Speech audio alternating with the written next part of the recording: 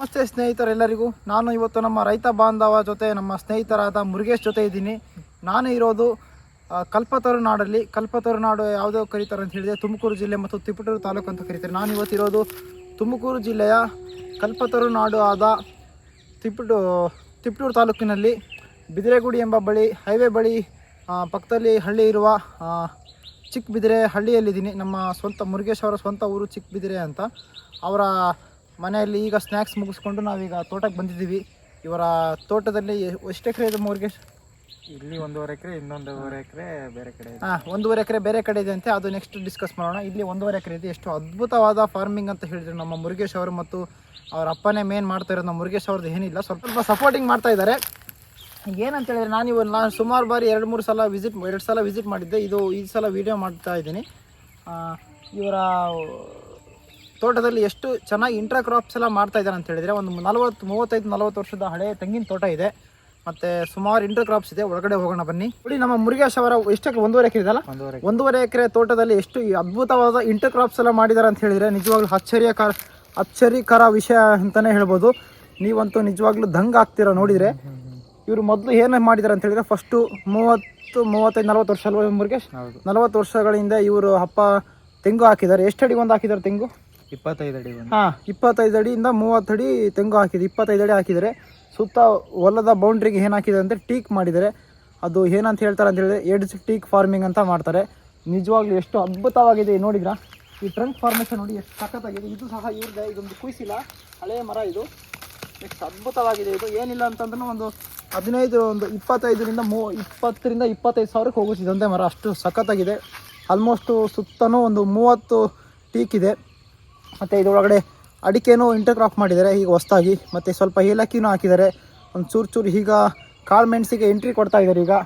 ಮತ್ತು ಇನ್ನು ಸ್ವಲ್ಪ ಸೊಪ್ಪುಗಳನ್ನು ಬೆಳೀತಿದ್ದಾರೆ. ಮತ್ತು ಸೌತೆಕಾಯಿನೂ ಹಾಕಿದ್ದಾರೆ. ಒಂದು 20-25 ಗಿಡ ನುಗ್ಗೆನೂ ಸಹ ಇದೆ. ಮತ್ತು ಇನ್ನು ಏನಿದೆ ಮುರುಗೇಶ್, ಏನಿದೆ? ಮತ್ತು ಎರೆಹುಳಿನ ಗೊಬ್ಬರ ನಾವು ಯೂಸ್ ಮಾಡ್ತೀವಿ. ಎರೆಹುಳ ತೊಟ್ಟಿ ಗೊಬ್ಬರ ಯೂಸ್ ಮಾಡ್ತಾರೆ. ಮತ್ತು ದನದ ಕೊಟ್ಟಿಗೆನೂ ಇದೆ. ಮತ್ತು ಇನ್ನೇನಿದೆ ಮುರುಗೇಶ್?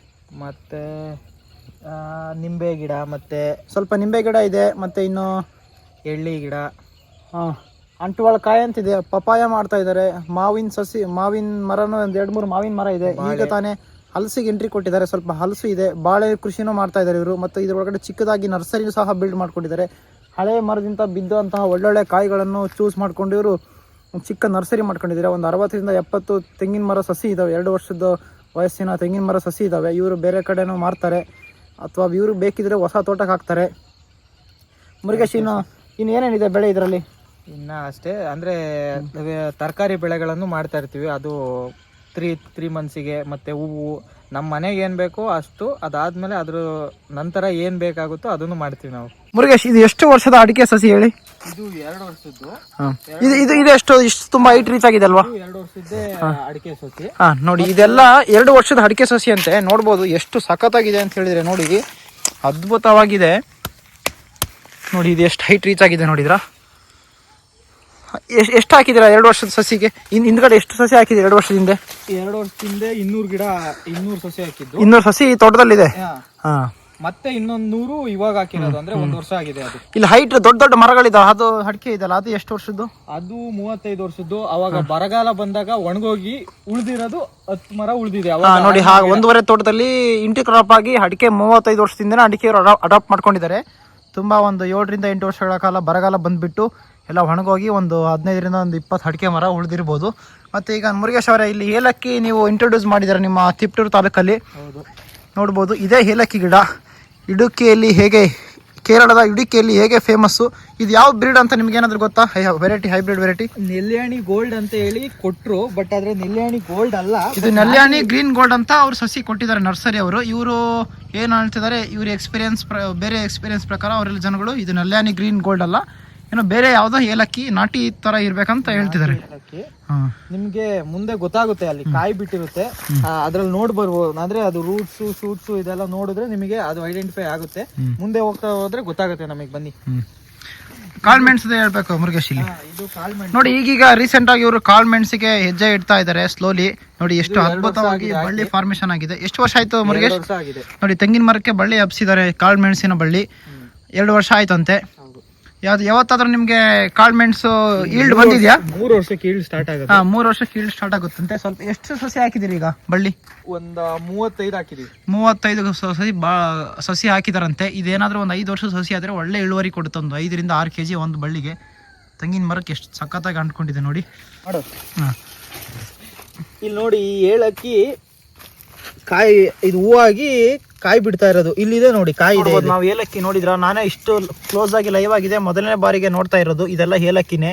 ಸ್ವಲ್ಪ ಒಣಗಿಸಿ ಡ್ರೈಯರ್ ಅಲ್ಲಿ ಒಣಗಿಸಿದ್ರೆ ಗ್ರೀನ್ ಆಗಿ ಕನ್ವರ್ಟ್ ಆಗುತ್ತೆ. ಇದು ಏಲಕ್ಕಿ ನಾವು ಕೂಡ ಇವಾಗ ಹೊಸದಾಗಿ ಪ್ರಯೋಗ ಮಾಡ್ತಾ ಇರೋದು. ನಾವೇನಿದು ಆದಾಯ ನಿರೀಕ್ಷೆ ಮಾಡ್ಕೊಂಡೇನು ನಾವು ಮಾಡ್ತಾ ಇಲ್ಲ. ಬಟ್ ಏನಂತಂದ್ರೆ ನಾವು ಒಂದು ಪ್ರಯತ್ನ ಮಾಡ್ಬೋದಲ್ಲ, ಬರೀ ಅಡಿಕೆ ಇದನ್ನೇ ನಂಬ್ಕೊಂಡಿರ್ಬಾರ್ದಲ್ಲ, ಇದ್ರ ಬೇರೆ ಏನಾದರೂ ಬೆಳಿಬೇಕು ಅನ್ನೋ ಇದಕ್ಕೆ ನಾವು ಇದು ಮಾಡ್ತಾ ಇದ್ದೀವಿ.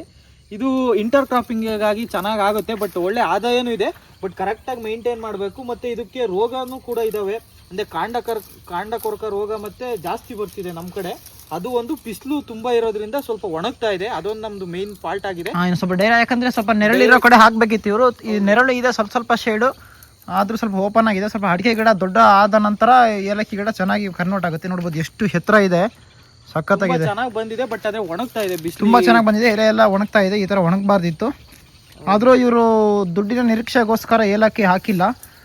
ಏನೋ ಈ ಭಾಗದಲ್ಲಿ ಈ ಬಿಸಿಲಿನ ಭಾಗದಲ್ಲಿ ಏನೋ ಪ್ರಯೋಗ ಮಾಡಲಿಕ್ಕೆ ಹೋಗಿದ್ದಾರೆ. ಆದರೂ ನಿರೀಕ್ಷೆ ಮಟ್ಟ ನಿರೀಕ್ಷೆಗಿಂತ ತುಂಬ ಅದ್ಭುತವಾಗಿ ಬಂದಿದೆ ಏಲಕ್ಕಿ ಫಾರ್ಮಿಂಗು. ನಿಜವಾಗ್ಲೂ ನನಗೂ ಆಶ್ಚರ್ಯ ಆಗ್ತಾ ಇದೆ. ನೋಡ್ಬೋದು, ಇದೆಲ್ಲ ನೋಡ್ಬೋದು ಚಿಗುರು ಹೆಂಗೆ ಬಂದಿದೆ ನೋಡಿ. ಶೂಟ್ಸ್ ಎಲ್ಲ ಚಿಕ್ಕ ಚಿಕ್ಕ, ಇದೆಲ್ಲ ಏನಂತ ಕರೀತಾರೆ ಮುರುಗೇಶ್ರು? ಮರಿಗಳಲ್ವಾ? ನೋಡ್ಬೋದು ಏಲಕ್ಕಿ ಮರಿಗಳು ಹೇಗೆ ಬಂದಿದೆ. ಈ ಗಡ್ಡೆ ತಗೊಂಡೋಗಿ ನೆಟ್ರೆ ಬರುತ್ತಲ್ವಾ ನೋಡಿ. ಚಿಕ್ಕ ಚಿಕ್ಕ ಗುದ್ಲಿಲಿ ಈ ಗಡ್ಡೆನ ಎಬ್ಸ್ಕೊಂಡು ಹೋಗಿ ನಾವು ನಮ್ಮ ತೋಟದಲ್ಲಿ ಹಾಕಿದರೆ ಎಷ್ಟು ಅದ್ಭುತವಾಗಿ ಬೇಗ ಚಿಗುರು ಬರುತ್ತೆ ಅಂತ ಹೇಳಿದರೆ. ತುಂಬ ಫಾಸ್ಟೆಸ್ಟ್ ಗ್ರೋಯಿಂಗ್ ಇದು. ಕೆಳಗಡೆ ಮಾತ್ರ ನಮಗೆ ಬೆಳೆ, ಕೆಳಗಡೆ ಹೂವು ಬಿಟ್ಟು ಫಸಲು ಬರ್ತಾ ಇದೆ. 2 ವರ್ಷಕ್ಕೆ ಇಷ್ಟು ಫಸಲು ಬರ್ತಾ ಇದೆ ನೋಡಿ. ಎಷ್ಟು ಹತ್ರ ಆಗಿದೆ, ಏನಿಲ್ಲ ಅಂತನೂ 10 ರಿಂದ 11 ಅಡಿ ಹೈಟ್ ಇದೆ ಇದು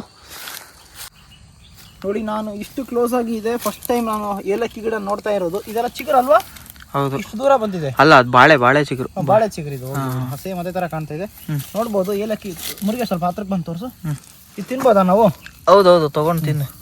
ನೋಡ್ಬೋದು ಏಲಕ್ಕಿ ತುಂಬ ಹಸಿ. ಈಗಲೇ ನೋಡ್ಬೋದು ಒಳಗಡೆ ಬ್ಲ್ಯಾಕ್ ಕಲರ್ ನಿಮಗೆ ಸೀಡ್ಸ್ ಎಲ್ಲ ಕಾಣ್ತಾ ಇದಲ್ವ, ಎಷ್ಟು ಫ್ಲೇವರ್ ಆಗಿದೆ ಅಂತ ಹೇಳಿದರೆ. ನಿಜವಾಗ್ಲೂ ನಮ್ಮ ಮನೆಯಾಗಿ ಯೂಸ್ ಮಾಡ್ತೀವಲ್ಲೋ ಅದಕ್ಕೂ ಸಿಕ್ಕಾಪಟ್ಟೆ ಚೆನ್ನಾಗಿದೆ. ಹೈ ಕ್ವಾಲಿಟಿ ಪ್ರೀಮಿಯಮ್ ಏಲಕ್ಕಿ ಇವೆಲ್ಲ. ಸಿಕ್ಕಾಪಟ್ಟೆ ಸ್ಮೆಲ್ ಇದೆ.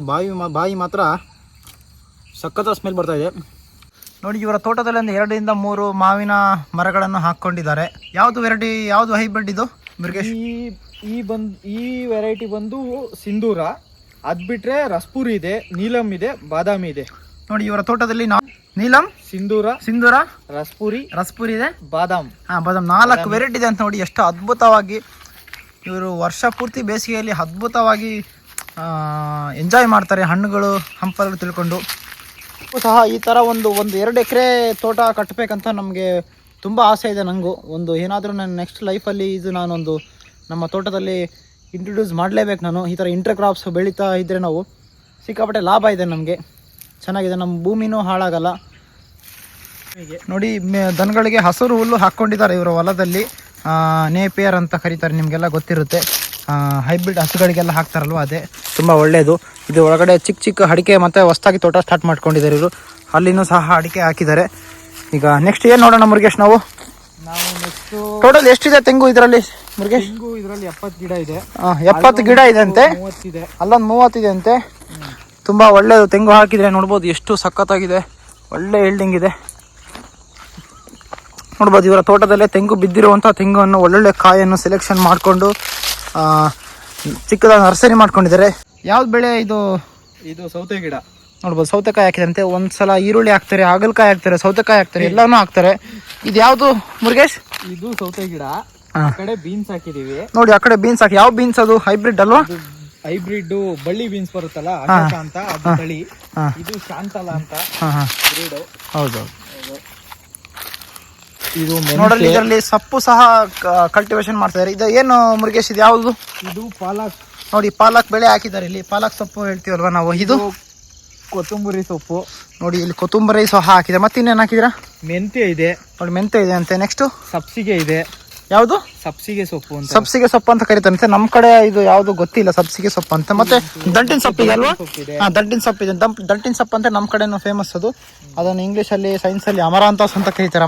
ಅಮರಾಂತಸ್ ಸೊಪ್ಪು ಅದು ತುಂಬ ಒಳ್ಳೇದದು. ಇವರು ಎಡ್ಜೋಟಿಕ್ ಫಾರ್ಮಿಂಗ್ ಮಾಡಿಕೊಂಡು ಲಾಂಗ್ ಟರ್ಮ್ ಕ್ರಾಪ್ ಅದು. ಎಡ್ಜೋಟಿಕ್ ಫಾರ್ಮಿಂಗ್ ಅಂತ ಹೇಳಿದ್ರೆ ಲಾಂಗ್ ಟರ್ಮ್ ಕ್ರಾಪು. ಟೀಕ್ ಅಂತ ಕರೀತಾರೆ, ತೇಗ ಅಂತಾನು ಕರೀತಾರೆ, ಕೆಲವೊಂದು ಕಡೆ ಸಾಗುವಾನೆ ಅಂತ ಕರೀತಾರೆ. ಇದು ಎಷ್ಟು ವರ್ಷ ಆಯಿತು ಮುರುಗೇಶ್ ಮರ ಹಾಕಿದ್ದು? ಇದು ಬಂದು ಒಂದು 30 ವರ್ಷ ಆಗಿದೆ. 30ರಿಂದ 31 ಅಥವಾ 32 ವರ್ಷಗಳ ಕಾಲ ಆಗಿದೆ. ನೋಡ್ಬೋದು ಎಷ್ಟು ಅದ್ಭುತವಾದ ಟ್ರಂಕ್ ಫಾರ್ಮೇಷನ್ ಆಗಿದೆ ಅಂತ ಹೇಳಿದ್ರೆ. ಹತ್ರಕ್ಕೆ ಬನ್ನಿ ಮುರುಗೇಶ್ ಸ್ವಲ್ಪ. ಇದು ಸ್ವಲ್ಪ ಫಸ್ಟು ಬೆಳವಣಿಗೆ ಆಗುವಾಗ ಮಾತ್ರ ಸ್ವಲ್ಪ ನೀರು ಕೊಟ್ಟಿರ್ಬೋದು, 3ರಿಂದ 4 ವರ್ಷ. ಅದಾದ ನಂತರ ನೀರೇ ಕೊಟ್ಟಿಲ್ಲ ಅಂತ ಇದಕ್ಕೆ. ಎಷ್ಟು ಅದ್ಭುತವಾಗಿದೆ ಅಂತ ಹೇಳಿದರೆ ಕರೆಕ್ಟಾಗಿ ನಾನು ಕೈ ತಪ್ಕೊಳ್ಳೋ ಥರ ಇದೆ. ಯಾವುದೇ ತರಹದ ಎಕ್ಸ್ಟರ್ನಲ್ ಡ್ಯಾಮೇಜ್ ಇಲ್ಲ. ಒಳ್ಳೆ ಹಾರ್ಟ್ ಫುಡ್ ಫಾರ್ಮೇಷನ್ ಆಗಿರ್ಬೋದು ಅಂತ ನನ್ನ ಅನಿಸಿಕೆ. ಇವರು ಲೋಕಲಲ್ಲಿ ಫಾರೆಸ್ಟ್ ಡಿಪಾರ್ಟ್ಮೆಂಟ್ ಅವ್ರು ಕೊಟ್ಟಿರುವಂತಹ ಸಸಿಯನ್ನು ತಗೊಂಬಂದು ಹೊಲದಲ್ಲಿ ಹಾಕಿದಾರಂತೆ. ಲಾಸ್ಟ್ ಟೈಮು ಒಂದು 30 ಟೀಕು ಇವರು ಕಟಾವು ಮಾಡಿಸಿದಾರಂತೆ. ಅದರಿಂದ ಎಷ್ಟು ದುಡ್ಡು ಬಂದಿದೆ ಮುರುಗೇಶ್ ಅವರೇ? ಒಂದು 5.5 ಲಕ್ಷ. 5.5ರಿಂದ ಒಂದು 5.5ರಿಂದ 5.25 6 ಲಕ್ಷ ಅಮೌಂಟ್ ಬಂದಿದೆ ಅಂತೆ. ನಿಜವಾಗ್ಲೂ ಒನ್ ಆಫ್ ದ ಗ್ರೇಟೆಸ್ಟ್. ಇದು ಯಾವುದೇ ತರಹದ 1 ರೂಪಾಯಿನೂ ಖರ್ಚು ಮಾಡಿಲ್ಲ ಇದಕ್ಕೆ. ಇವರು ಎಡ್ಜಲ್ಲಿ ಕರೆಕ್ಟಾಗಿ ಹಾಕ್ಕೊಂಡಿದ್ದಾರೆ. ಇದು ಇನ್ನೊಂದು ಪ್ರಾಬ್ಲಮ್ ಏನಂದರೆ ಬೇಸಿಗೆ ಟೈಮಲ್ಲಿ ತುಂಬ ಎಲೆ ಉದುರುತ್ತೆ. ಅದು ಬಿಟ್ಟರೆ ಇನ್ನೇನು ಸಮಸ್ಯೆ ಇಲ್ಲ. ತುಂಬ ಚೆನ್ನಾಗಿದೆ. ಸ್ಟ್ರೇಟ್ ಎಷ್ಟು ಚೆನ್ನಾಗಿ ಅಚೀವ್ ಮಾಡಿದ್ದಾರೆ ನೋಡಿದ್ರಾ? ಟಿಂಬರು ಸಖತ್ತಾಗಿದೆ. ಮೇಲೆ ತೋರಿಸು ಮುರುಗೇಶ್. ಹೈಟ್ ಕೆನೋಪಿ ನೋಡಿ ಎಷ್ಟು ಅದ್ಭುತವಾಗಿ ರೀಚ್ ಆಗಿದೆ ಅಂತ ಹೇಳಿದರೆ. ಇನ್ನೊಂದು ಇವರು ಸ್ವಲ್ಪ ಪ್ರೂನಿಂಗ್ ಒಂದು ಕರೆಕ್ಟಾಗಿ ಮೇಂಟೈನ್ ಮಾಡಿದರೆ ಇನ್ನೂ ಪ್ರೀಮಿಯಮ್ ಆಗಿ ಮೇಂಟೈನ್ ಮಾಡ್ಬೋದು ಅಂತ ನನ್ನ ಅನಿಸಿಕೆ. ಆ ಕಡೆ ಎಲ್ಲ ತೋರಿಸಿ ಮುರುಗೇಶ್. ಆ ಕಡೆ ಎಲ್ಲ ನೋಡ್ಬೋದು ನೀವು. ಆ ಕಡೆ ಎಲ್ಲ ತೇಗ ಹಾಕಿದ್ದಾರೆ. ನಾನು ನಿಮ್ಮ ಎಲ್ಲ ರೈತ ಬಾಂಧವರಿಗೆ ಏನು ಕೇಳ್ಕೊಳ್ತೇನೆ ಅಂತ ಹೇಳಿದರೆ, ನಿಮ್ಮ ಹೊಲದಲ್ಲಿ ಶ್ರೀಗಂಧ, ರಕ್ತಚಂದನ, ಟೇಕು, ತೇಗ ಅಥವಾ ಸಾಗುವಾನಿ ಈ ಥರ ಲಾಂಗ್ ಟರ್ಮ್ ಕ್ರಾಪ್ಸ್ ಮರಗಳನ್ನು ಹುಡ್ಡು, ಪ್ರೀಮಿಯಂ ಹುಡ್ ಯಾವುದು, ಟಿಂಬರ್ಗೆ ಹುಡ್ ಯಾವುದು ಕೊಡುತ್ತೋ ಆ ಥರ ಮರಗಳನ್ನು ನಿಮ್ಮ ಹೊಲದ ಬದುಗಳಲ್ಲಿ ಹಾಕ್ಕೋಬೇಕಂತ ನಾನು ಕೋರಿಕೊಳ್ತೇನೆ.